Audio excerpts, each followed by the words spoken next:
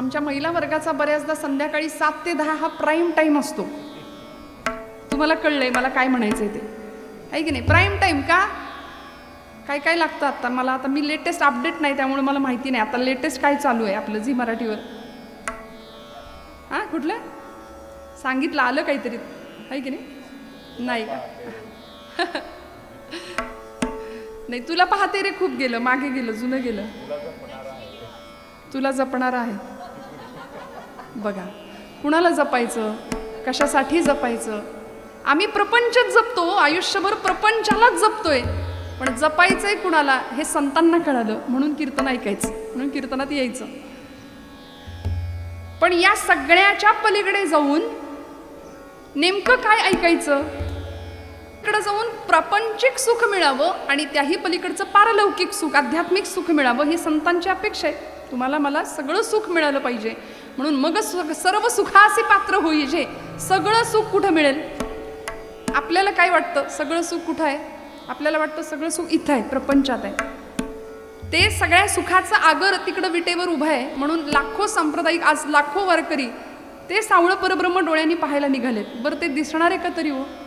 म्हणजे आता या गर्दीमध्ये मुखदर्शन सुद्धा दुर्मिळ होतं, कळसाचं दर्शन सुद्धा धड मिळत नाही. अशा गर्दीमध्ये कशासाठी सगळा समाज तिकडे धावतोय? तर त्याचं कारण एकच आहे, सर्व सुखाचे आगर बाप रखुमा देवीवर, सर्व सुखाचे आगर बाप रखुमा देवीवर, सर्व सुखाचे आगर बाप रखुमा देवीवर, सर्व सुखाचे आगर बाप रखुमा देवीवर. तो हा विठ्ठल वरवा, तो हा माधव वरवा म्हणा. तो हा विठ्ठल वरवा, तो हा माधव वरवा. तो हा विठ्ठल वरवा, तो हा माधव वरवा. विठ्ठल वरवा, तो हा माधव वरवा.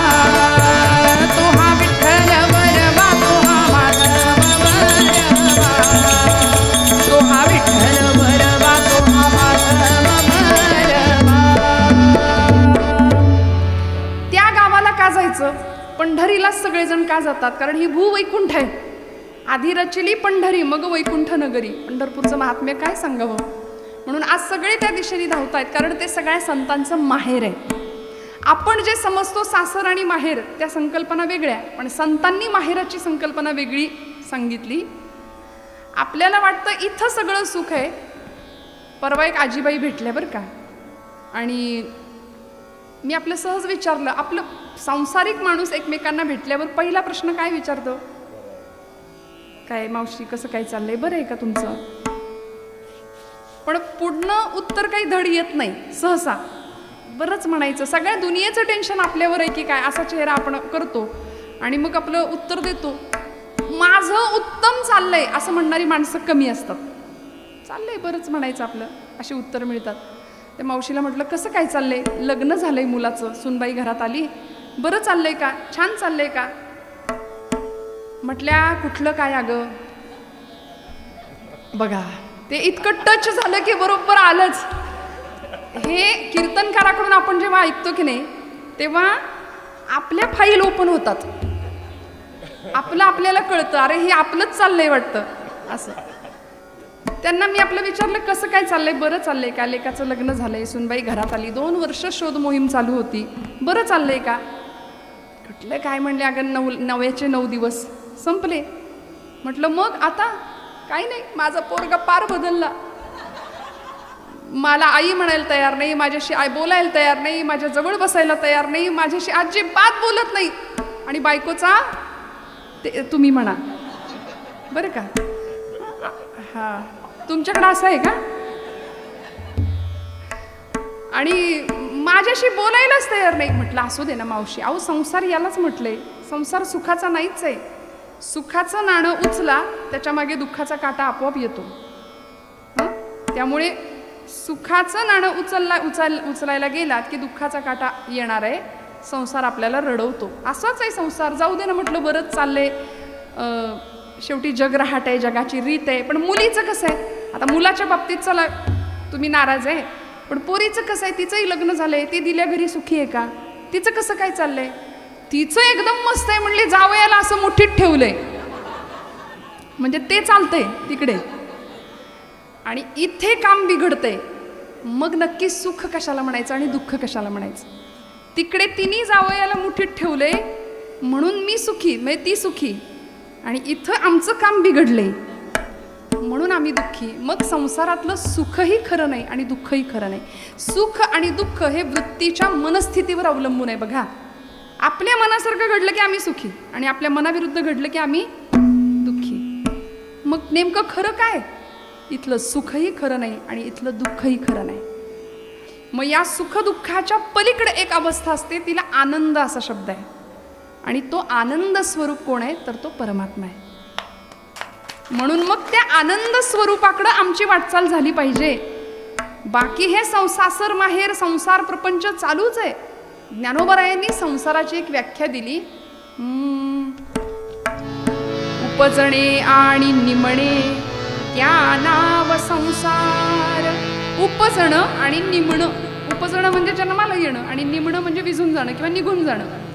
जग या शब्दामध्ये जन्म आणि गमन दोन शब्द आहेत. इथं यायचंय आणि जायचंय, प्रत्येकाला इथं यायचंय आणि प्रत्येकाला इथून जायचंय, याच्यातून कुणाची सुटका नाही.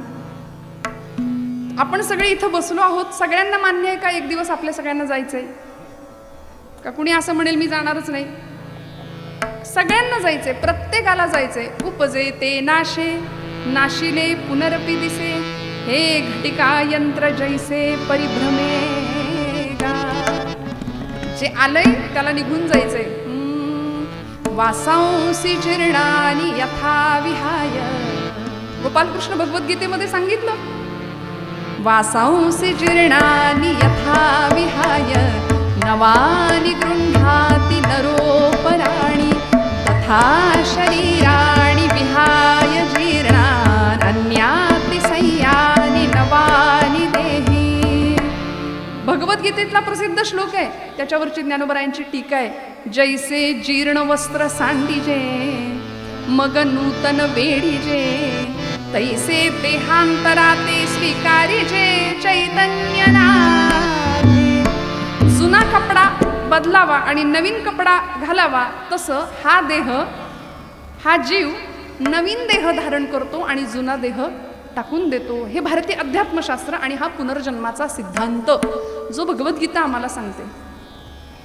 हे पुनर्जन्म वगैरे असलं काही नसतं अशी म्हणणारी एक फळी आज आहे समाजात, किंवा देव बिव अध्यात्म हे काही थोतांड आहे सगळं असं म्हणणारा एक समाज आहे. देवाला न मानणारा एक समाज आहे. आज आपण सगळे भाविक आहोत, भक्त आहोत. मूर्तीत परमेश्वराला नाही पाहिलं तरी सुद्धा एक अशी चैतन्य शक्ती आहे की जी सगळं चालवते आणि सगळं हलवते, सगळं बोलवते. सगळ्या विश्वाची सत्ता ज्याच्या ताब्यात आहे असा परमात्म तत्व चैतन्य शक्ती आज सगळीकडे, प्रत्येक सृष्टीच्या कणाकणामध्ये ते चैतन्य आहे. आणि ते चैतन्य तुम्हाला मला दिसत नाही, ते चैतन्य संतांनी ओळखले. या उपाधी माझी गुप्त चैतन्य असे सर्वत्र ते तत्वज्ञ संत जाणताती.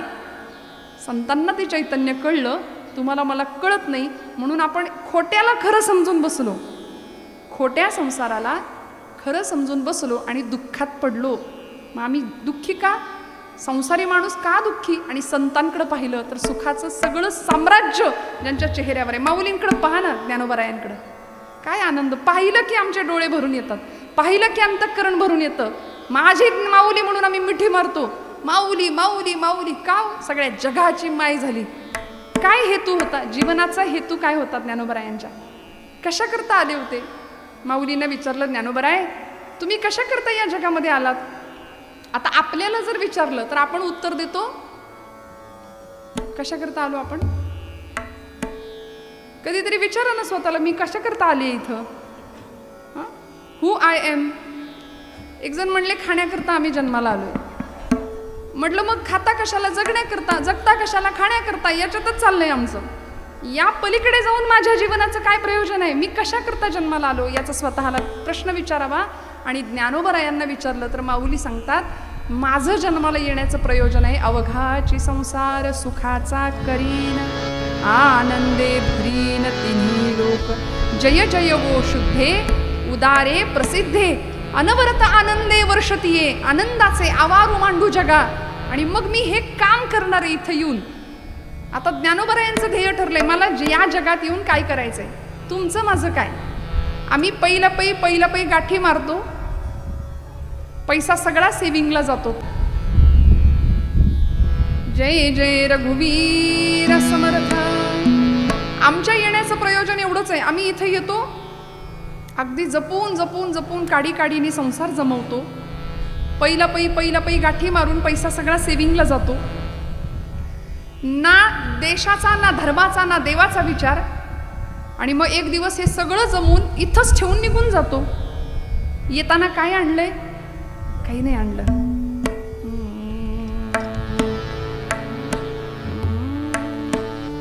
पांघरशी जरी असला कपडा,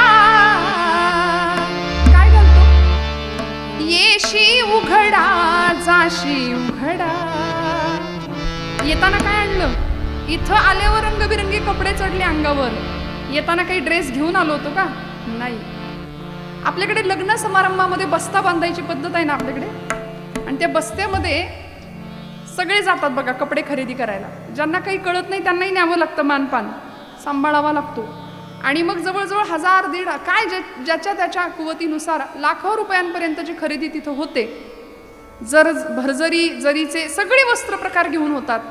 आणि तो दुकानदार तो सगळा गठ्ठा एकत्र बांधून देतो घरी पांढऱ्या वस्त्रात. आपली परंपरा किती आपल्याला शिकवते बघा. ते पांढरं वस्त्र म्हणे किती रंगीत कपडे आयुष्यभर घाला, पण या वस्त्रात शेवटी जायचंय. हा म्हणाले लाख कमाओ हिरा चांदी सोना मोती. बरं का, इथं सोन्याचे व्यापारी आहेत, मी काय सांगू आता इथं. पण तरी सुद्धा लाख कमाओ हिरा चांदी सोना मोती, लेकिन कफन को कभी जेब नहीं होती. खरं सांगू का, श्रीमंती सगळ्यांकडं असतेच असं नाही. परमेश्वराचं दान आहे, कृपा हस्त असतो, वरद हस्त असतो. पण आपल्याजवळ जे आहे ते इतरांना देण्याची वृत्ती, याच्यासाठी या कुटुंबियांना टाळ्या वाजवायच्या आणि याच्यासाठी त्यांना धन्यता द्यायची. का? मी एक परवा वाक्य वाचलं होतं, काही माणसं लाखात एक असतात. ऐका बरं, काही माणसं लाखात एक असतात, काहींकडे लाखो असतात पण ती माणसात नसतात. कळलं तर बघा. त्यामुळे काय आणलं आम्ही? सगळ्यांना त्या वस्त्रामध्ये जायचंय. पांघरशी जरी असला कपडा, येशी उघडा जाशी उघडा. कपड्यासाठी करशी नाटक 3 प्रवेशांचे. एक धागा सुखाचा, 100 धागे दुखाचे. जर तारी हे वस्त्र माणसा तुझी आयुष्याचे. एक धागा सुखाचा. कधीतरी विचार करूया, कुणी निर्माण केलंय हे सगळं जग? या वस्त्रात ते विणतो कोण? एक सारखे नसती दोन. 1000 लाखो कोट्यवधी चेहरे आहेत या जगात, पण एकासारखं दुसरा नाही. केवढा मोठा इंजिनियर आहे तो. जुळे जरी असले ना भावंड तरी फरक असतो थोडा. या वस्त्रात ते विणतो कोण? एक सारखे नसती दोन. कुणान कळले त्रिखंडात या, हात विणकऱ्याचे. एक धागा सुखाचा. ही जुनी गाणी आता ऐकायलाही मिळत नाहीत आणि काही नाही. आहे की नाही? आता आमच्या घरातलं 5-5 वर्षाचं पोरगं सुद्धा वरातीमध्ये मस्त ताल धरतं. आम्हाला या गाण्यांशी किंवा या अर्थाशी काही घेणं देणं नाही. घरामध्ये हरिपाठ व्हावा, घरामध्ये मनोबोधाचं पठण व्हावं, घरामध्ये पाठेपर्वचे म्हणले जावेत. पूर्वीच्या काळ संध्याकाळ झाली की सगळे घरात यायचे. आता उलट आहे, संध्याकाळ झाली की सगळे बाहेर पडतो आपण. देवापुढं दिवा लावला जावा. आमच्या जुन्या माता भगिनी लावतात. घरातल्या 5-6 वर्षाच्या 10 वर्षाच्या पोरीला सांगितलं की बाई ग म्हण शुभम करोती, चांगले केस बांध, कपाळाला एखादी छोटीशी टिकली लाव, लाव, काय बिघडतंय? तर ती 80 वर्षाच्या म्हाताऱ्या आजीला म्हणते, आजी तू गप, तुला काही कळत नाही, फॅशन आहे ही आमची. आणि ती असं बोलते तेव्हा आई वडिलांना आनंद वाटतो, आमचं बाळ किती गुणाचं आहे, किती हुशार आहे. असं नाही, शास्त्रकार सांगतात लालयेत पंचवर्षांनी दशवर्षांनी ताडयेत. योग्य वेळी योग्य प्रकार शासन प्रकार केलाच पाहिजे, नाहीतर मग पुढे कठीण होऊन जातं. त्यामुळे इथं अध्यात्म, इथं संस्कार, इथं संस्कृती जपली जाते या धर्माच्या मंडपामध्ये. म्हणून 3 वर्ष झाले अव्याहतपणे आपण कीर्तन भजनाचे कार्यक्रम करताय. मी मनापासून आपल्याला पुन्हा पुन्हा धन्यवाद का देतेय, कारण सगळ्यांची ही बुद्धी होत नाही. याकरता अनंत जन्मोनी पुण्य होय, अनंत जन्माची पुण्याही पाठीशी असावी लागते, ती आपल्या पाठीशी निश्चित आहे. म्हणून आपण इथे आहोत. तुकोबराय म्हणतात परमेश्वराला काय द्यायचं, इथं आलेला जीव प्रत्येकाला जायचंय. मग भगवंताला जर बांधायचं झालं, भगवंताला जर जवळ करायचं झालं तर कशा माध्यमातून आपण बांधू शकतो, त्याचं उत्तर तुकोबराय या अभंगात देत आहेत पहिल्या चरणात. प्रेमसूत्र दोरी नेतो तिकडे जातो हरी, मने सहित वाचा काया अवघे दिले पंढरी राया. देवाला बांधायला शिकवलंय. संतांनी त्याला बांधलं, सज्जनांनी त्याला बांधलं, साधूंना त्याला बांधता आलं, दुष्टांना त्याला नाही बांधता आलं. बघा, देवाला बांधण्याचा अनेकांनी प्रयत्न केला. कुणी कुणी केला? सगळ्यात पहिल्यांदा आमच्या यशोदा मातेनी केला होता. गोकुळामध्ये देवाला बांधायचा प्रयत्न, उखळबंधनाची लीला केली आणि प्रत्येक वेळी 2 बोटं 2 दावं दोरी कमीच पडायची. पण एक क्षण असा आला, आईचे प्रयत्न पाहिले, आईची दया आली, म्हणला येलो मैया बांधलो, म्हणून बांधून घेतलं देवानी स्वतः. देव बांधून घेतो. यशोदेनी देवाला बांधलं. ज्या गोकुळामध्ये देव रमले, इतके रमले का हो, एकमेव कारण होतं त्याला, प्रेमसूत्र दोरी, प्रेमाचं नातं होतं देवाशी. आणि देव प्रेमाचा भुकेला आहे, थोर प्रेमाचा भुकेला हाची दुष्काळ तयाला. त्याला प्रेम कमी मिळतं. देव म्हणतात माझ्याकडे येणारे सगळे मुलखाचे व्यापारी आहेत, काहीतरी घेण्याच्या आणि मागण्याच्या निमित्ताने येतात ना. पंढरीनाथ भगवान की जय. माझ्याकडे येणारे सगळे व्यापारी आहेत, निष्काम भक्ती करणारे कमी आहेत. त्यामुळे गोकुळामध्ये भगवंत ज्यावेळी राहिले, 11 वर्ष 4.5 महिने देव गोकुळात राहिले होते. त्या गोकुळ सोडून जाताना काय अवस्था झाली होती, गोपींची, यशोदेची काय अवस्था झाली होती. अक्रूर महाराज न्यायला आले होते आणि त्या गोपी अक्रूराला विचारायच्या, अक्रूरा आमच्या कृष्णाला न्यायला आलास का रे? आणि प्रत्येक गवळण यशोदा मातेच्या त्या नंदबाबांच्या वाड्याच्या अंगणात आली आहे. यशोदा गवळण म्हणती यशोदेला, कोठे गे सावळा, सांग सावळा कुठं आहे, कृष्ण परमात्मा कुठं आहे? का रथ शृंगारीला सांगे गे मजला. एवढा रथ सजवून अक्रूर महाराज आले, सांग नेमकं चाललंय तरी काय, कृष्ण परमात्म्याला न्यायला आलेत का? एवढं कळलं मात्र. आणि यशोदेचं काय झालं असेल, ज्या आईला कळलं की हा माझा पुत्र आहे 11 वर्षापूर्वी, त्या आईला आज कळतंय की याची खरी आई मी नाही, याची खरी आई तिकडे आहे मथुरेमध्ये. काय यातना झाल्या असतील, काय अवस्था झाली असेल. म्हणून त्या आईसाठी भगवंत त्या गोकुळात रमले. ते मातृसुख भगवंतांनी अनुभवलं. सगळ्या गवळणी यशोदेला विचारतात या प्रसंगामध्ये, का रथ शृंगारीला सांगे गे मजला, अक्रूर उभासे अंगणी बाई गे साजणी, या नंदाचे अंगणी मिळाल्या गवळणी, या नंदाचे अंगणी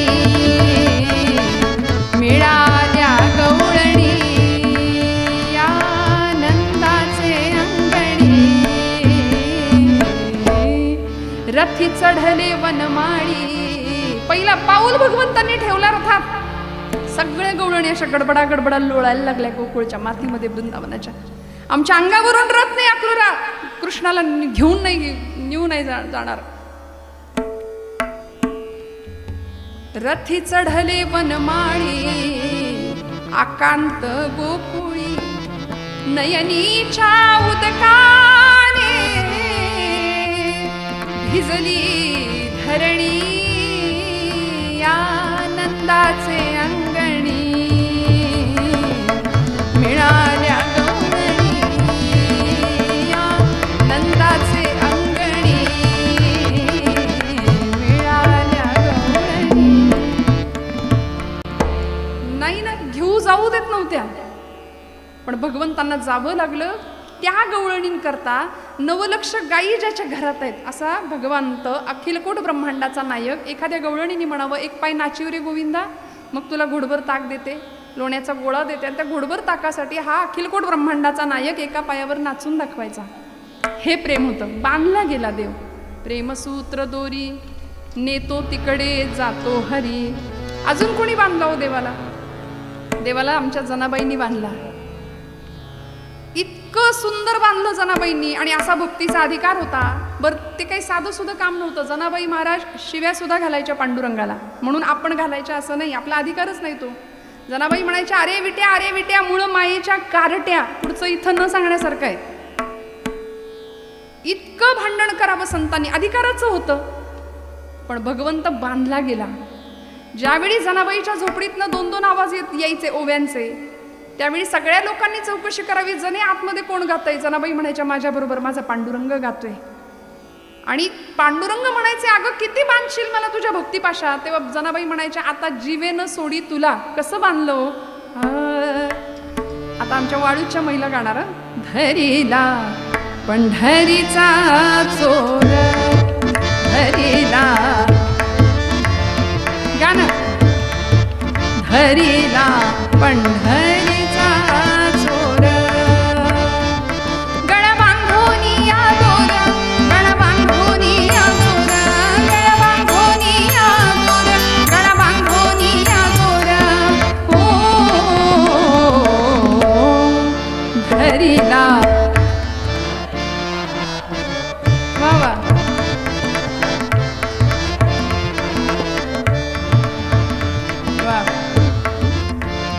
तुम्ही नाराज आहे का माझ्यावर?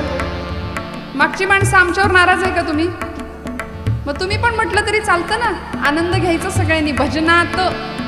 आम्ही भोजनाला कुठं मागे पाहतो का? भोजनाला पुढे असतो की नाही, भजनाला आम्ही मागे, असं नाही. म्हणा सगळे, गळा बांधोनी या दोर, गळा बांधोनी या दोर, गळा बांधोनी या दोर. वा वा. धरीला. क्या बात है. वा वा. पंढरीचा चोर. वा. एकदा स्वतःसाठी टाळ्या वाजवा. छान वाटलं की नाही? खरं सांगा, असा आनंद आहे का प्रपंचात? खरं का? पण तरी सुद्धा माणूस घर बांधलं की गज वरती शिल्लक ठेवतो, पुढं मागं चढवू म्हणून. थांबायलाच तयार नाही हो प्रपंच. आम्हाला थांबवायला तयार नाही, थांबत नाही. मग खरं सुख कुठं आहे? तुकोबाराय सांगतात, जाऊ देवाची या गावा, जाऊ देवाची या गावा, देव देईल विसावा, देव देईल विसावा, देव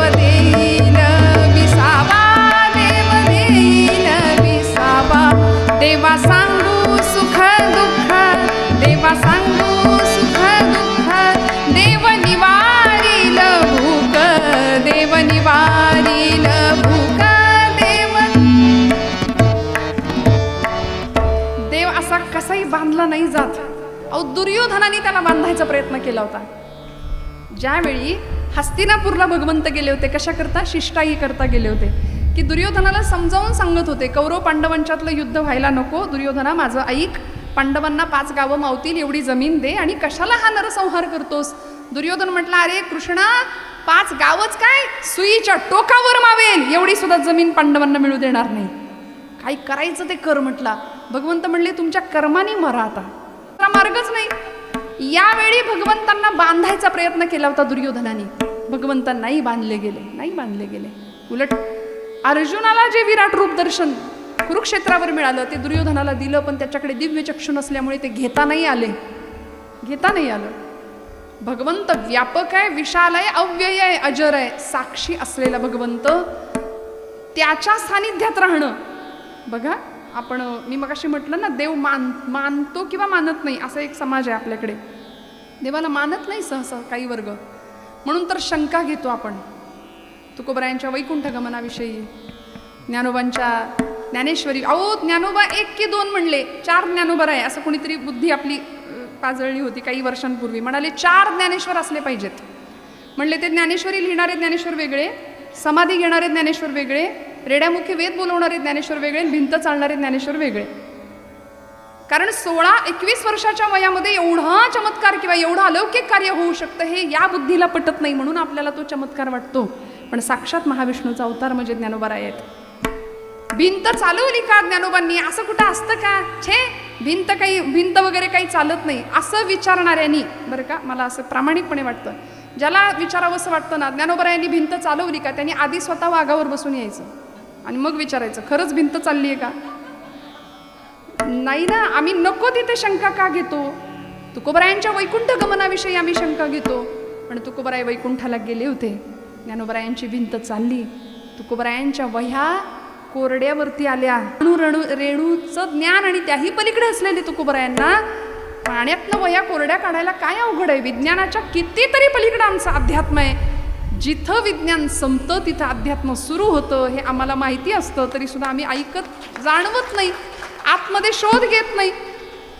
बाबा महाराज सातारकर फार सुंदर म्हणायचे, तुम्ही देवाला माना किंवा मानू नका, त्यांनी तुम्हाला मानले एवढं तरी माना. तुम्ही त्याला माना किंवा मानू नका, त्यांनी आपल्याला मानले एवढं लक्षात ठेवा. आणि ज्या दिवशी तो तुम्हाला मानणार नाही त्या दिवशी आपल्या घरासमोर गर्दी जमेल. माणसं म्हणतील उचला आता संपला यांचा कार्यक्रम. देव आहे आतमध्ये आहे ना. साठविला हरी जे हे हृदय मंदिरी, हृदय बंदी खाना केला आता विठ्ठल कोंडीला. तो आहे म्हणून सगळं चाललंय. एकदा का तो निघून गेला की मग कुणीच आपल्याला विचारत नाही ना. मग जोपर्यंत आपण आहोत ना तोपर्यंत प्रत्येक श्वास, प्रत्येक क्षण, आणि येणारा काळ इतका भयानक आहे. माऊली अर्जुनाच्या निमित्ताने तुम्हाला मला सांगतात, तरी झडझडोनी वहिला निघ ये भक्तीचे वाटे लाग, तई पावसी अव्यंग निजधाम माझे. आता वेळ नाही, कधी क्षण, कुठल्या क्षणावर काळाचा घाला येईल. परवाचा विमान अपघात आपल्याला सांगून गेला, काही दिवसांपूर्वी घडलेला, बरोबर ना, की कुठल्या क्षणाचा भरोसा नाही. अनेक प्रसंग जगामध्ये घडत राहतात. वाट्याला आलेला प्रत्येक क्षण आपण जगू की नाही याची खात्री या चालत्या काळात अजिबात नाहीये. त्यामुळे क्षणभंगूर असलेलं जीवन क्षणक्षणाहाची करावा विचार, तरावा या पार भवसिंधू, नाशिवंत देह जाणार सकळ आयुष्य खातो काळ. सावधान, सावधतेचा इशारा दिला. मग कसं भगवंताला काय अर्पण करायचं? तुकोबराय म्हणतात, मने सहित वाचा काया अवघे दिले पंढरी राया. देवाला मन द्यायचं, वाचा म्हणजे वाणी द्यायची, आणि काया म्हणजे शरीर द्यायचं. म्हणून वारी का करायची बघा.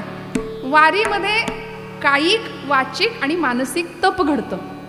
देहाने आपण चालतो, कायिक तप आहे. मुखाने नामस्मरण घेतो, ते तर काही प्रपंचाच्या गप्पा नाही मारत कोणी. ते मारणारे असतात ते वारकरी नसतात. वारीत सगळे हौशे गौशे नवशे सगळे असतात की नाही. त्यामुळे कायिक तप, वाचिक तप आणि मानसिक तप. वाचिक तप काय आहे? 2 मैत्रिणी एकमेकींना भेटल्या, सहसा काय बोलल्या पाहिजेत? पंढरपूरचं वर्णन केलं ज्ञानोबरायांनी आपल्या एका गवळणीत. आणि 2 सख्या एकमेकींमध्ये गुज करतायत, बोलतायत. सखी पुसे सखी येसी. दुसरी एक सखी दुसऱ्या सखीला विचारते, सखी पुसे सखी येसी. युगे झाली 28, अद्यापी कर अद्यापी वर कटेवरी कर भिवरातीर. वाळवंटी संत सभा सभा, देव का हो विटेवरी उभा उभा. देव का हो विटेवरी उभा उभा. देव का हो विटेवरी उभा उभा. एकीनं दुसरीला प्रश्न विचारला, विचारला. दुसरी सांगते, बाई वेदांना सुद्धा नाही याचं उत्तर देता आलं. पुसू नका बाई वेदासी काही कळलेची नाही, शेष शिणला झाल्या द्विसहस्र जिव्हा जिव्हा, देव का हो विटेवरी. आता एक मैत्रीण दुसऱ्या मैत्रिणीशी असं बोलतीये, हे ज्ञानोबराय आम्हाला शिकवतायत. आम्ही एकमेकींना भेटलो की आमच्या जरा गप्पा वेगळ्या असतात. तुझ्या गळ्यातलं किती तोळ्याचं आणि माझ्या गळ्यातलं किती तोळ्याचं, नाही का, तुझ्या अंगावरची साडी कशी माझ्या अंगावर, याच्यातच आमचा संसार किंवा आमचं आयुष्य संपून जातं. पण काय बोलावं, मने सहित वाणीचं तप, मानसिक तप, वाचिक तप आणि कायिक तप, शारीरिक शरीरानं भगवंताच्या जवळ जाणं, असं तप तुकोबराय म्हणतात आमच्याकडून झालं पाहिजे. मने सहित वाचा काया अवघे दिले पंढरी राया. काय द्यायचं देवाला? बघा श्रोते हो, खूप गोड प्रसंग आहे. आपण गोरोबा काकांचं नाव ऐकलंय. गोरोबा काकांच्या चरित्रातला प्रसंग आपल्या सगळ्यांना माहिती आहे. आता तुम्हाला माहिती नाही असं मी म्हणू शकत नाही. आपण सगळे गोरोबा काकांना जाणता, गोरोबा काकांचं चरित्र आपण जाणता. अधिकार एवढा मोठा होता गोरोबा काकांचा की मडकं कच्चं की पक्क हे ठरवण्याकरता काकांना बोलवलं होतं. आणि ज्यांनी ज्ञानोबांच्या, निवृत्तीनाथांच्या, मुक्ताईच्या, नामदेवांच्या डोक्यावर आपटून सांगितलं होतं की हे मडकं कच्चं आहे, हे मडकं पक्क आहे. आणि नामदेव महाराजांना अरे अरे अरे मडकं कच्चं रे कच्चं असं म्हणणाऱ्या ब्रह्मचित्काला मुक्ताई, काय अधिकार होता एकेका संतांचा. गोरोबा काकांच्याच वंशामध्ये पुढच्या काळामध्ये एक संत होऊन गेले, त्यांचं नाव राका कुंभार. किती मोठा अधिकार होता. राका कुंभार उदरनिर्वाह उत्तम चालू होता. पत्नी आणि मुलगी. राका असं त्यांचं नाव, बायकोचं नाव बंका आणि मुलीचं नाव वंका, बरं का.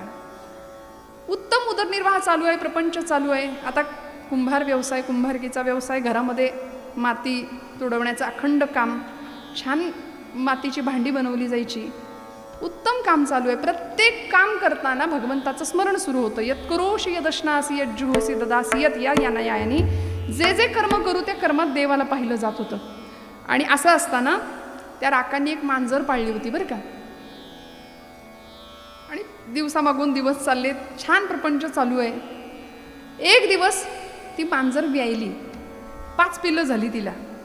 आता कुंभार म्हटलं की कुंभाराच्या घरी काय असतं, काय असतं, मडकी. पण ती मडकी कशात भासतो आपण? आवा. आता हे आवा तुम्हाला माहिती आहे, पण आम्हाला आवा म्हणजे ते आवा चालली पंढरपूरला त्यातली आवा आहे की काय असं वाटतं. मग भट्टी, त्या भट्टीला आपल्याकडे आवा शब्द आहे. आणि त्या आव्यामध्ये मडकं भाजायचं, पक्की मडकी करायची. तर ती भट्टी पेटवण्याचा दिवस होता. 3 दिवस भट्टी पेटली जायची, मडकी चांगली भाजून बाहेर निघायची. आणि ती मांजर जी होती ना, तिने ती आपली पिलं त्या एका ओली कच्ची अशी मडकी तिथं ठेवली होती. त्यातल्या एका मडक्यामध्ये त्या मांजरीनं आपली 5 पिल्लं ठेवली आणि ती निघून गेली. मांजर आपल्या पिलांचा मुक्काम बदलते हे सगळ्यांना माहिती आहे. त्या मडक्यात, ओल्या कच्च्या मडक्यामध्ये तिने आपली 5ही पिलं ठेवली आणि ती निघून गेली. तो दिवस होता भट्टी पेटवण्याचा. राकांनी भट्टी पेटवली आणि कच्ची मडकी आतमध्ये टाकायला सुरुवात केली. ज्या मडक्यात पिलं होती ते मडकं सुद्धा हाताशी आलं आणि ते भट्टीत गेलं. भट्टी पेटली, धूर बाहेर निघायला लागला. आणि जसा धूर निघतोय तसं गावात फिरणाऱ्या मांजरीला कळलं काय गडबड झाली. प्राण्यांना खूप कळतं, मातृत्व निसर्गामध्ये, प्राण्यांमध्ये किती मोठ्या प्रमाणात आहे. त्या मांजरीनं धाव घेतली भट्टीच्या दिशेने आणि ती आगीत पडायला लागली, आगीच्या दिशेने धाव घ्यायला लागली.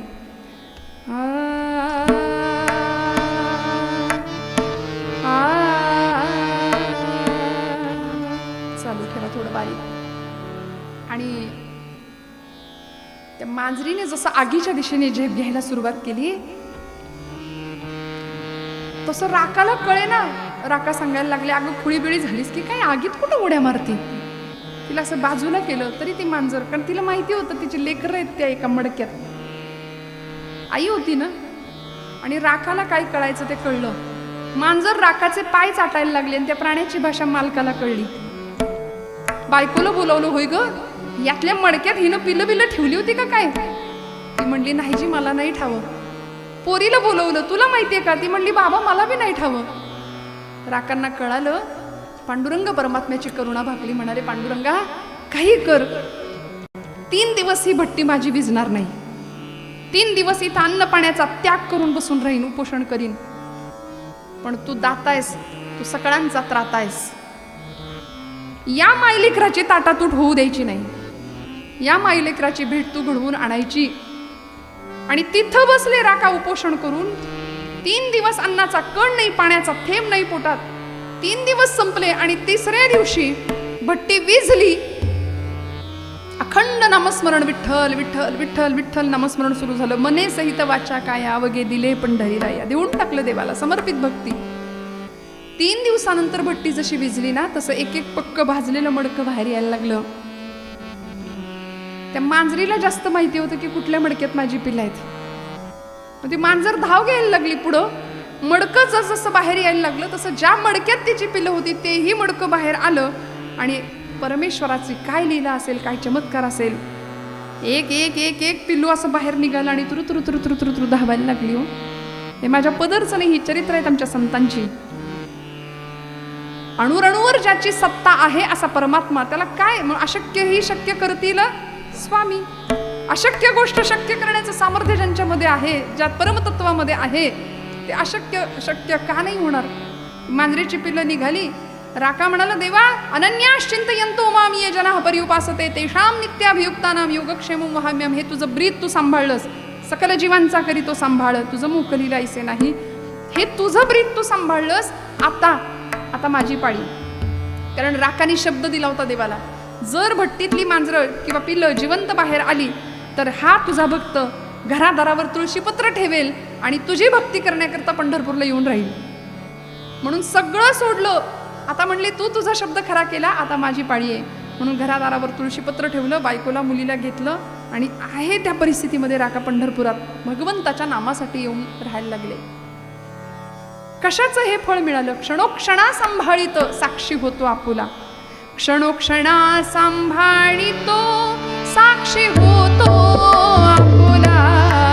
साक्षी होतो आपुला, साक्षी होतो आपुला.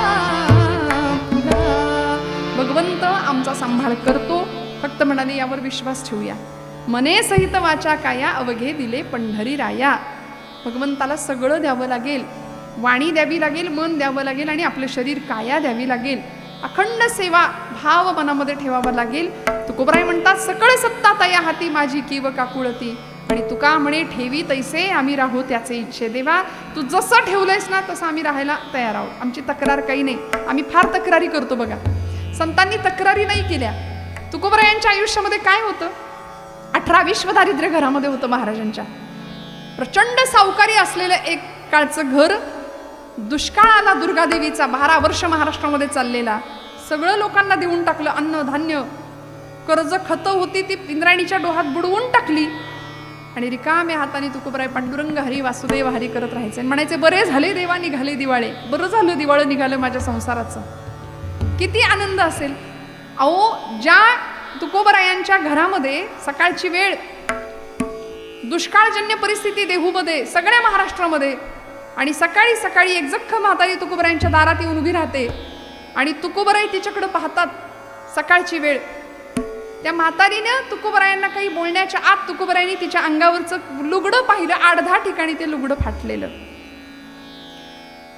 संतांचं हृदय कसं असतं बघा. महाराज गेले आणि सकाळची वेळ आपली पत्नी म्हणजे जिजाई आईसाहेब अवला माता मोरीत स्नान करत होत्या. आता जुन्या बायकांची पद्धत आहे, नेसायचं वस्त्र निर्या करून भिंतीवर ठेवलेलं. आंघोळीला सुरुवात केली, वस्त्र भिंतीवर ठेवले, नेसण्याचं लुगडं. तुकोबरायांनी त्या म्हातारीच्या अंगावरचं वस्त्र पाहिलं, आतमध्ये आले, ते भिंतीवर ठेवलेलं लुगडं घेतलं आणि तिला दिलं त्या म्हातारीला.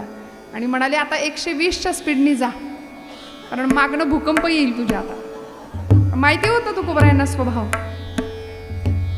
जिजाई आईसाहेबांनी ज्यावेळी स्नान आटोपल्यानंतर साडी नेसण्याकरता लुगड्याला हात लावला, हाताला काही लागलं नाही, डोळ्यातनं टचकन पाणी आलं. आणि तुकोबरायांचा स्वभाव माहिती होता. साडी देऊन टाकली हे कळलं. तुकोबरायांना काही नाही म्हणाल्या, पांडुरंग परमात्म्याशी भांडण केलं असं वैर पक्क होतं ना आईसाहेबांचं. म्हणाल्या, अरे दिलं, माझं लुगडं दिलं याचं मला वाईट नाही वाटत, पण माझा तुझा दास आहे तो, माझा नवरा, माझा पती अखंड तुझ्या भजनात असतो आणि आज माझ्यावर ही वेळ आलीस ना, वस्त्र दिलं त्याची चिंता नाही, पण आता अब्रू कशाने झाकू सांग. हा अवला आईनी पांडुरंगाला विचारलेला जाब आहे, प्रश्न आहे. आणि माझ्या पदरचं नाही, महिपत बुवांनी चरित्र लिहिलंय. महिपत बुवा सांगतात, या प्रसंगामध्ये जिजाई आईसाहेबांच्या अंगावर पांडुरंग परमात्म्याने आपला पितांबर दिलाय नेसायला, अंगावर झाकलाय.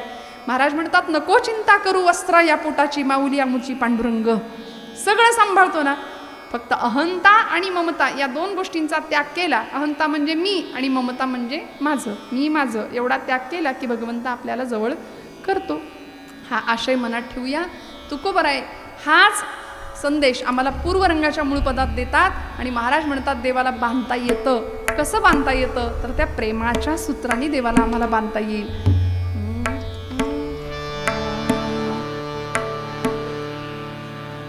सारे रे ग ग म ध प म ग रे ग म रे सा. पूर्वरंगाच्या मूळ पदामध्ये महाराजांचा जो अभंग आपण निरूपणाकरता घेतलाय, त्या अभंगावर आता एकदा त्याचा आठव करायचा आणि थोडक्या स्वरूपात उरलेल्या 15-20 मिनिटांमध्ये मी आपल्याला कथा सांगणार दृष्टांत स्वरूपामध्ये. प्रेमसूत्र दोरी, प्रेमसूत्र दोरी, प्रेमसूत्र दोरी, प्रेमसूत्र दोरी, प्रेमसूत्र दोरी.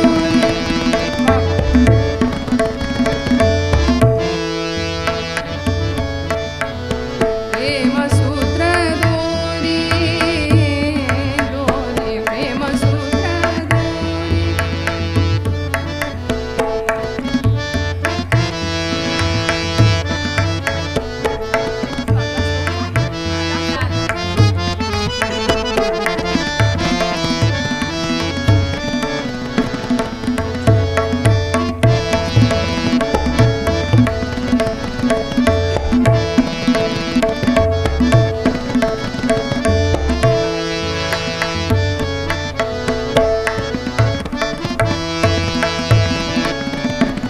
प्रेमसूत्र दोरी,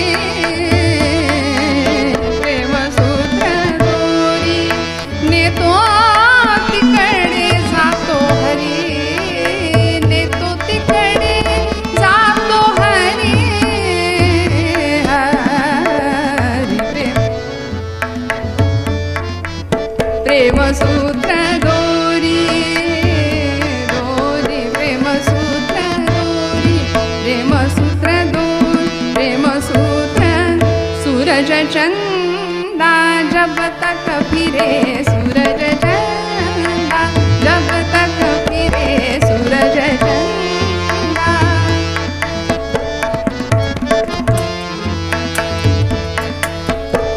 सूरज चंदा जब तक फिरे, सूरज चंदा जब तक फिरे, सूरज चंदा जब तक फिरे, सबन तोरे नाम सुमिरन करे, सूरज चंदा.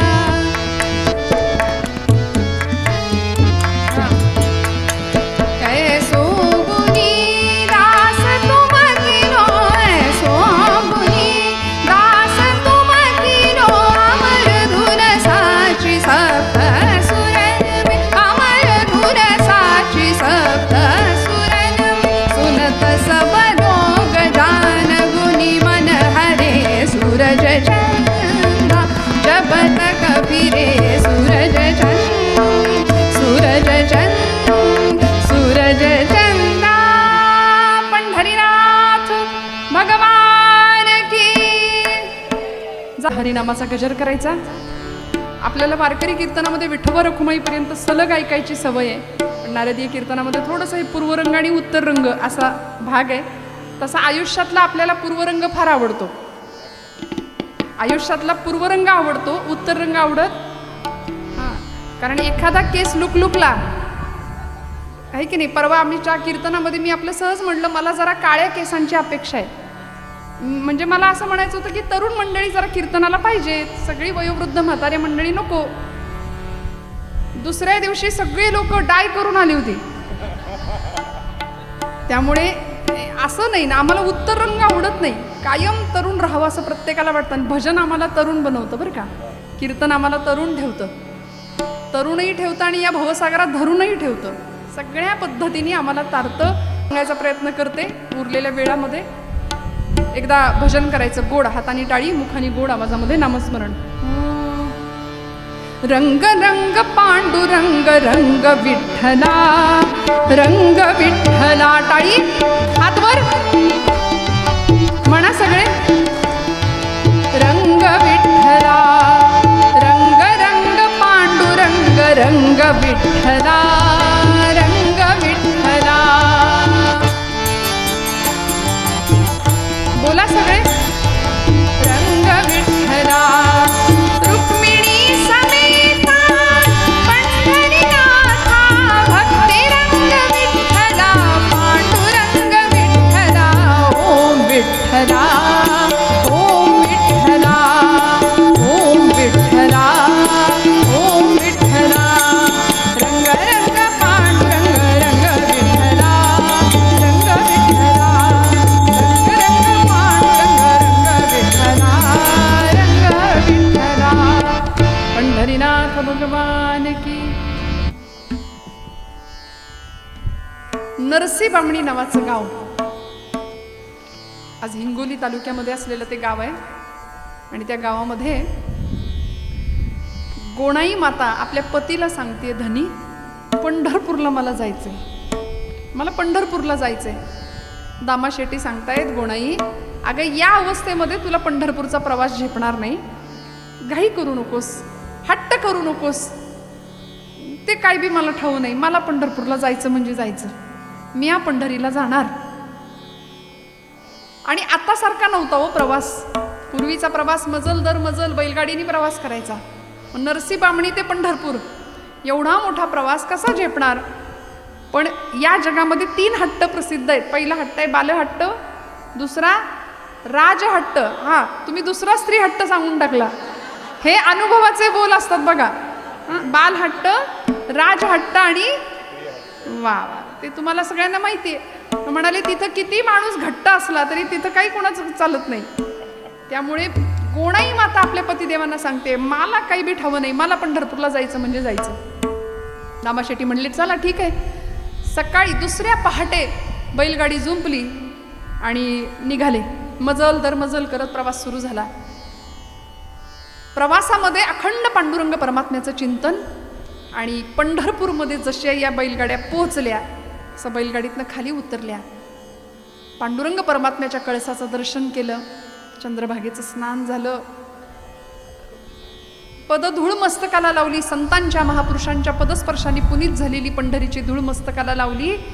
आणि वर्णन केलंय नामदेव महाराजांनीच आपल्या अभंगामध्ये की का पंढरपूर श्रेष्ठ, का पंढरीला जायचं.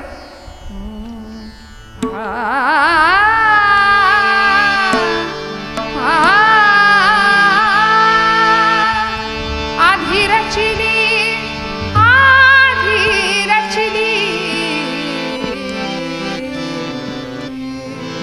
आधी रचिली,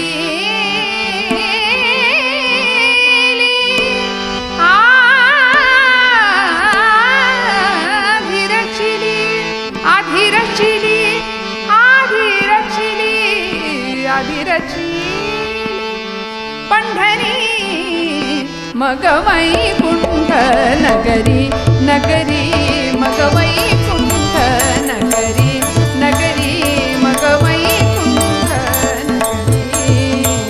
जेव्हा नभते चराचर हो, जेव्हा नभते चराचर, तेव्हा होते पंढरपूर, तेव्हा होते पंढरपूर, तेव्हा होते पंढरपूर, तेव्हा होते पंढरपूर मग वैकुंठ नगरी, नगरी मग वैकुंठ नगरी, नगरी मग वैकुंठ नगरी.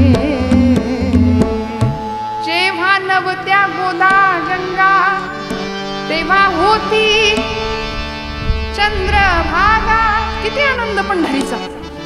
आणि या पंढरपुरामध्ये हे सगळं कुटुंब आलं, भगवंताचं दर्शन झालं आणि आता दामा शेट्टी म्हणतायत आता परतीच्या प्रवासाला गोणाई निघायला पाहिजे आपल्याला. गोणाई माता म्हणते आता नाही, आता पंढरपूर सोडायचं नाही, आता इथंच राहायचं, पंढरीतच राहायचं आणि पंढरीच आपली कर्मभूमी बनवायची, इथंच नामस्मरण करायचं. सगळा परिवार पंढरपूर क्षेत्रामध्ये राहिला. आता शिंपेचं कुळ होतं त्यामुळे कपड्यांचा व्यवसाय पंढरपूरच्या बाजारपेठेमध्ये निर्माण झाला आणि छान उदरनिर्वाह चालू आहे दिवसामागून दिवस. आणि गोणाई माता गर्भवती असल्या कारणाने 9 महिने 9 मास भरले आणि कार्तिकी एकादशीचा दिवस आणि प्रसूत झाल्या. संतश्रेष्ठ नामदेव महाराजांचा जन्म उदरी झाला. भगवंताच्या नामासाठी आपण आलो, त्यांनी दिलेला हा प्रसाद म्हणून नामदेव नाव ठेवलं आणि हळूहळू हे बाळ दिसामासानी लहानाचं मोठं व्हायला लागलं. बघा, नामदेव महाराजांनी स्वतःचं आत्मचरित्र लिहिलंय आपल्याच गाथेमध्ये, नामदेव गाथेमध्ये जणू काही स्वतःचं आत्मचरित्र लिहिलं. पांडुरंग परमात्म्याशी नामदेवांचं नातं इतकं सुंदर होतं. नामयाचे प्रेम केशवची जाणे, केशवासी राहणे नामयापासी. देव नामदेवांशी बोलायचे. विठुरायाचे प्रेम भंडारी होते नामदेव महाराज. देव नामदेवांशी बोलायचे. आपलं गुज नामदेवांना सांगायचे देव की तिही त्रिभुवनी नाही मज कोणी, सांगे चक्रपाणी नामयासी. नामया तुमच्याशिवाय, तुम्हा भक्तांशिवाय माझ्या मला दुसरं कोणी नाही. म्हणून आषाढी कार्तिकी विसरू नका मज, सांगत असे गुज पांडुरंग. मला विसरू नका आषाढीला आणि कार्तिकीला मला भेटायला या, हे पांडुरंग सांगतात नामदेवांना. इतका अधिकार नामदेवांचा. बघता बघता मोठे झाले, 5 वर्षाचे झाले आणि काय घडलो आपल्या सगळ्यांना कथा माहिती आहे. या 5व्या वर्षी दामा शेट्टींनी आपल्या लेकराला एका संध्याकाळी बोलावलं आणि सांगितलं, नामया माझा नित्याचा दिनक्रम आहे की मी रोज पांडुरंगाला नैवेद्य अर्पण करतो आणि माझ्या कामाला निघून जातो. उद्याचा नैवेद्य पांडुरंगाला तुला द्यावा लागेल, कारण मी माझ्या कामाकरता परगावी चाललोय, माझ्या व्यापाराच्या कामाकरता मी निघालोय. तेव्हा उद्याचा नैवेद्य पांडुरंगाला देशील का? 5 वर्षाचे नामदेव महाराज होते. बाबांना म्हणले, बाबा हो तुमचं काम मी करणार. कारण ते आताच कार्ट नव्हतं. आई वडिलांची आज्ञा जो न सांगता पूर्ण करतो तो उत्तम पुत्र आहे. आज आपल्या लेकरांना संस्कारांची का गरज आहे? मी हात जोडून जिथं जाते तिथं सांगते की लेकरांना घेऊन कीर्तनाला येत जा. म्हणजे ती कार्टी इथं येऊन झोपली तरी चालतील, पण इथं झोपेत जे ऐकतील ते चांगलं असेल आणि घरी जागेपणी जे टीव्हीवर बघतील ते वाईट असेल. आणि आत्ताचा काळ भीषण आहे, भयान आहे. मी आपल्याला राग आला तरी सांगते, हात जोडून सांगते. मोबाईलचं व्यसन फक्त लहान मुलांना नाही, सगळ्यांना आहे. सगळे ॲडिक्ट आहेत, लहानांपासून मोठ्यापर्यंत. शरीराचा तो एक अवयवच होऊन गेलाय आमच्या सगळ्यांच्या. नाही जमत त्याच्याशिवाय, बरोबर ना? पण तरी सुद्धा तंत्रज्ञानाच्या किती आहारी जायचं आणि आपला आत्मशोध आपण विसरून जातो. मग ते बाजूला ठेवावं आणि थोडंसं आत्मचिंतन करता येईल का, स्वतःचा शोध घेता येईल का, यासाठी ही संत चरित्र आहेत. माझ्या तरुण भावंडांना मला सांगावं वाटतं, आपल्या घरामध्ये माता आहे, पिता आहे, आई वडील आहेत. आज काकांचं 3रं श्राद्ध आहे, 3रं पुण्यस्मरण आहे. घरातली वडीलधारी माणसं आपल्याकरता काय देऊन जातात. माऊली म्हणते, येथ वडील जे जे करीती त्या नाम धर्म ठेवीती. मोठ्या माणसांवर जबाबदारी असते. आज आमची लेकरं आईला आई, पित्याला बाप म्हणायला तयार नाहीयेत. संवाद संपलाय. अनेक घरामध्ये असं चित्र आहे, मुलगा घरात आला की बाप निघून जातो आणि बाप घरात आला की मुलगा निघून जातो. मुलगा मोठा झाला की दोघांमध्ये संवाद राहत नाही. माता पित्यांमध्ये संवाद नाही, नात्यामध्ये आर्द्रता नाही, स्नेह नाही, कदर नाही. का? आम्ही सोफिस्टिकेटेड झालो. पूर्वीची माणसं गरीब होती, घराघरात टीव्ही नव्हता. बरं असला तरी तो साधा ब्लॅक अँड व्हाईट टीव्ही होता, पण टीव्ही जरी रंगीत नव्हता तरी माणसाची मनं रंगीत होती, है की नाही? बरं घरातलं एक माणूस कायम अँटिन्यावर असायचं. आल्या का मुंग्या, गेल्या का मुंग्या, तरी आनंद होता, तरी आनंद होता. घरातला एक माणूस कायम वर असायचं. प्रचंड, म्हणजे जुन्या माणसांना आठवत असेल, आपल्या तुमच्या काळी पिझ्झा बर्गर काही नव्हतं, भाकरी साधी, त्या भाकरीला तेल मीठ कूट सगळं लावून द्यायचं. That was our pizza, that was our burger. किती आनंद होता. लेकरं किती सुखाने खेळत होती, काय सुट्ट्यांमध्ये काय आनंद घेत होती. आता नाही हो, आता सतत ते डबडं हातात आहे. त्याच्यामुळे मन, मेंदू आणि मस्तिष्क सगळ्यावर परिणाम होतोय. बुद्धीची क्षमता संपतीये, आकलन क्षमता संपतीये, ग्रहण क्षमता संपतीये, स्मरणशक्ती कामदेही नशी झालीये. इतकं विचित्र सगळं नुकसान होत चाललं. म्हणून बरं, दोष मुलांना नाही देऊ चालत ना. परवा तर मी एक विलक्षण दृश्य पाहिलं होतं. अगदी तान्ह बाळ पाळण्यातलं, त्या पाळण्याला वरती मोबाईल लावला होता, अडकवला होता. ते जन्माला आल्यापासूनच मोबाईल बघायला त्यांनी सुरुवात केली. असो, माझा हा विषय नाहीये खरं तर, पण आपण किती एखाद्या गोष्टीच्या आहारी जायचं आणि कशा करता ही संतचरित्र ऐकायची. नामदेव महाराज 5 वर्षाचे होते आणि 5व्या वर्षी दामाशेट्टी सांगतायत नैवेद्य तू द्यायचा.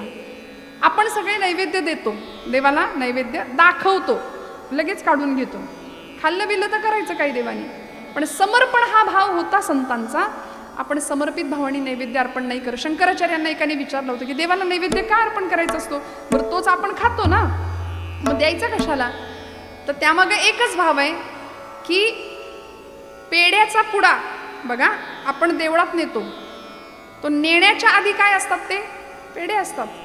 देवाला अर्पण करून परत माघारी येतो त्यावेळी तो काय होतो, तो प्रसाद होतो. तसं अन्न भगवंताला समर्पित करायचं, हे तुझं आहे, तू दिलंय म्हणून मी सेवन करतो, ही कृतज्ञता ठेवायची. आणि मग ते जेवण नाही राहत, तो काय होतो, प्रसाद होतो. आणि प्रसाद असतो प्रसन्नता, ही भारतीय संस्कृती. प्रसादाचं सेवन केल्यानंतर अन्नात जायते बुद्धी, आमची बुद्धी तशी घडते, आमचा आचार विचार तसा घडतो. म्हणून आजपासून मी एक तुम्हाला अगदी विनंतीपूर्वक सूचना करते की जेवणाला जेवण म्हणू नका. जेवलात का, काही माणसं म्हणतात गिळलं का आज, इतकं वाईट बोलण्यापेक्षा म्हणा ना प्रसाद घेतला का आज. अन्न आहे ना, अन्न हे पूर्ण ब्रह्म आहे. चला प्रसादाला, घेताय का प्रसाद, प्रसाद घेतला का आज. कारण देवाला दाखवल्यानंतर ते अन्न नाही राहत, तो प्रसाद बनतो.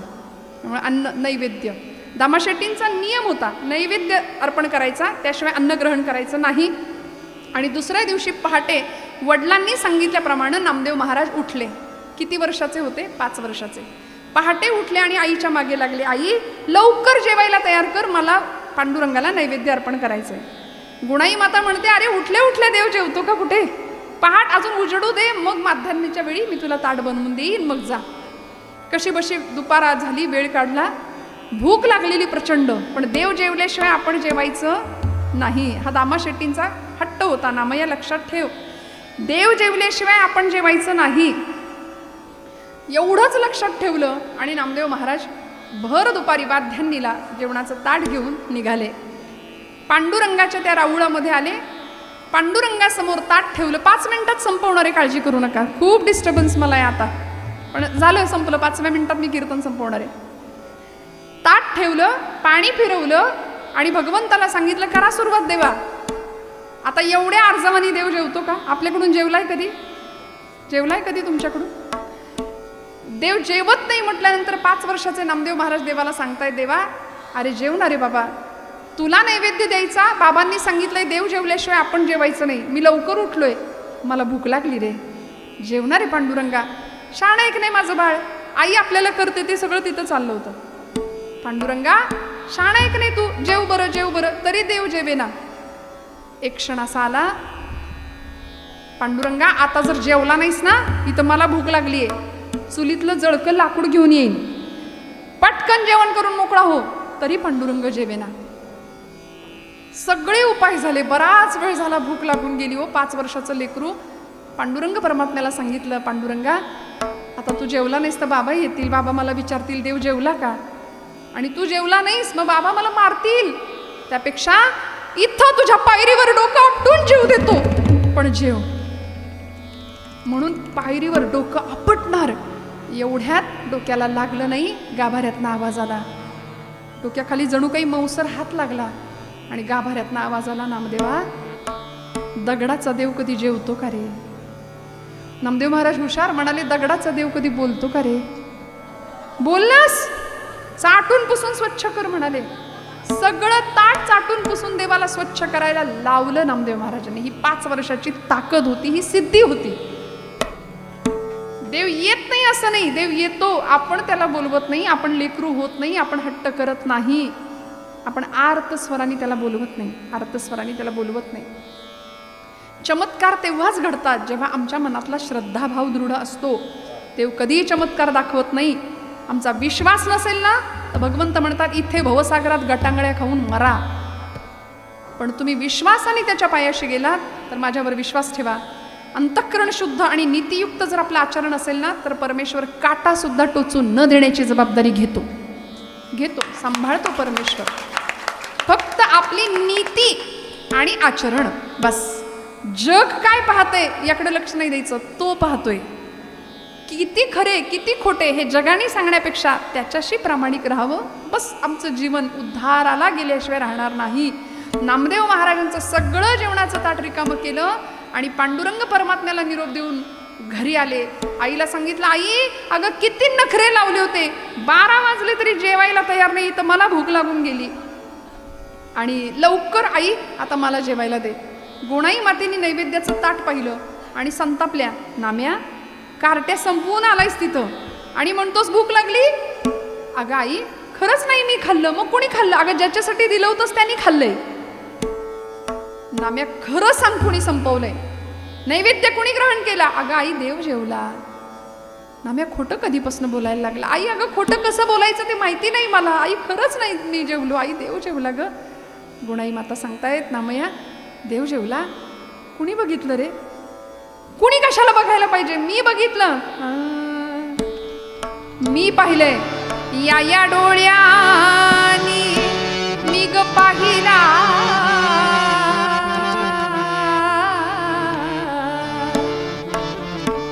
या डोळ्यानी मी ग पाहिला. आई मी बघितलंय. आई देव कसा जेवला सांगतो. देव जेवला ग, देव जेवला, देव जेवला ग, देव जेवला, देव जेवला ग, देव जेवला. या डोळ्यानी, या डोळ्यानी मी ग पाहिला, या डोळ्यानी मी ग पाहिला. देव जेवला ग, देव जेवला, देव जेवला ग, देव जेवला.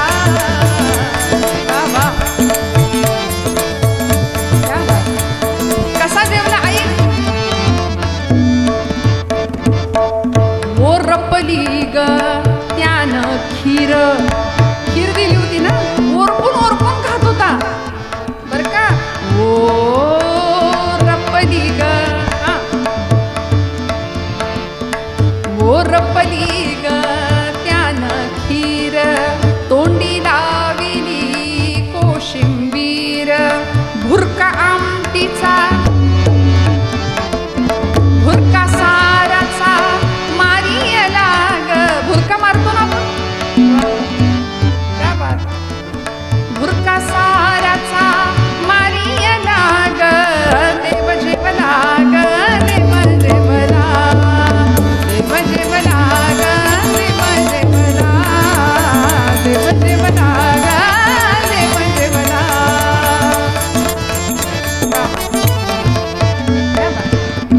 कमरेवरचा काढून हात, कालविला तो दूध भात.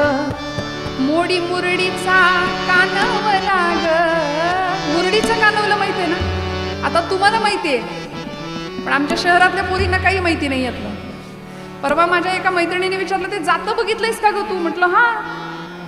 ते जातं आणि जात्यावर कसं बसायचं? म्हणलं बाई जात्यावर नसतं बसायचं, जात्याच्या शेजारी बसायचं, खुंट्याला हात लावायचा, मस्त पाय पसरायचा, मजबूत छान ओवी गायची छान आवाजात.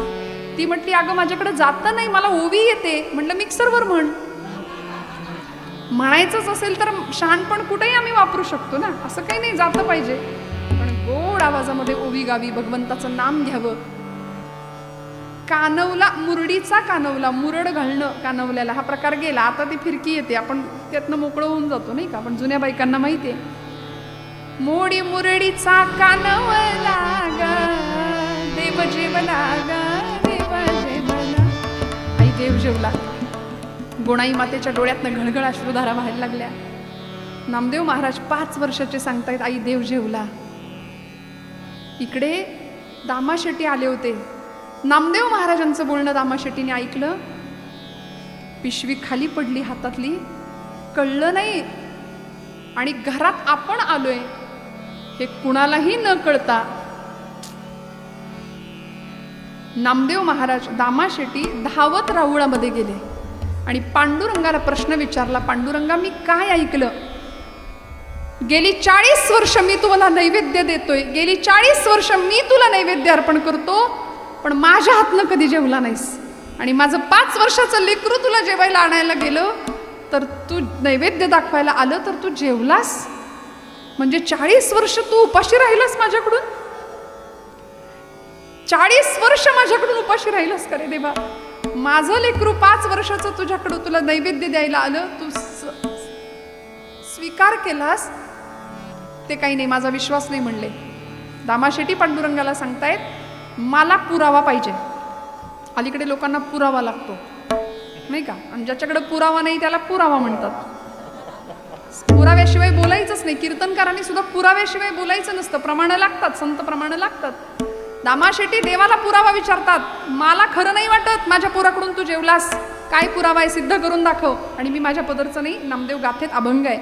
नामदेव महाराज स्वतः सांगतात की या प्रसंगामध्ये पांडुरंग परमात्म्याच्या मुखातनं तुपाची धार बाहेर आली मूर्तीतून, आणि पांडुरंग परमात्म्याने दामाशेटींना जणू काही सांगावं की इथं या गाभाऱ्यात जरी राहत असलो ना तरी तुझ्या लेकरानं बोलवलं की मी येणार, तुझ्या नामदेवांनी बोलावलं की मी त्यांच्यासोबत खेळणार, नाचणार, त्यांच्या कीर्तनात नाचणार, त्याच्याशी भांडणार. नेतो तिकडे जातो हरी, पूर्वरंगाचं मूळपद. प्रेमसूत्र दोरी नेतो तिकडे जातो हरी, मने सहित वाचा काया अवघे दिले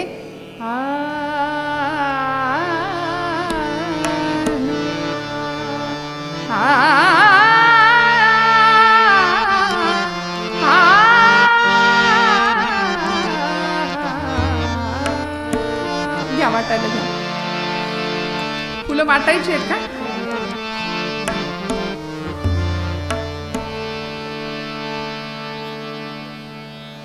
मध्ये तुकोबराय हाच आशय आम्हाला व्यक्त करतात की भगवंताच्या प्रती प्रेम असावं, भगवंताच्या प्रती श्रद्धा असावी, तर त्या श्रद्धेचं फळ आम्हाला मिळाल्याशिवाय राहत नाही. भैरवी गाते, त्याला जोडून आपल्याला फुलं मिळतील, फुलाचा एक अभंग गाते आणि मग आपण पुष्पवृष्टी ज्या पद्धतीने आपल्याकडे आहे त्या पद्धतीने करा. झालेली सेवा परमेश्वराच्या चरणावर समर्पित करते. बोलत असताना काही वेडवाकडं गेलं असेल तर मोठ्या अंतकरणाने क्षमा करा. आपण सर्व अत्यंत श्रद्धेने इथे कीर्तनाला बसलात आणि मला वाटते पहिल्यांदा नारदीय कीर्तन इथं आपल्या गावातच पहिल्यांदा झालंय. विट्यामध्ये नारदीय कीर्तनाला मी बऱ्याचदा यायचे, आलेली आहे. व्यापारी पेठेमध्ये नारदीय कीर्तनाचे उत्सव होतात विट्यात, पण तरीसुद्धा आपण आज इथे मोठ्या संख्येने इथे उपस्थित आहात. या कुंभार कुटुंबियांच्या कार्यक्रमाला आपण सर्व आप्तेष्ट, नातेवाईक, पंचक्रोशीतली सर्व मंडळी, भगिनीवर्ग, मातावर्ग, पितावर्ग सगळ्यांना मनापासून धन्यवाद देते आणि सेवेला विराम देते. एकदा अभंग आपण भैरवीत गाऊया आणि मग फुलाचा अभंग म्हणून आरती करूया. आरतीची पण तयारी करा लागलीच. प्रेम सूत्र दोरी, प्रेम सूत्र दोरी, प्रेम सूत्र दोरी.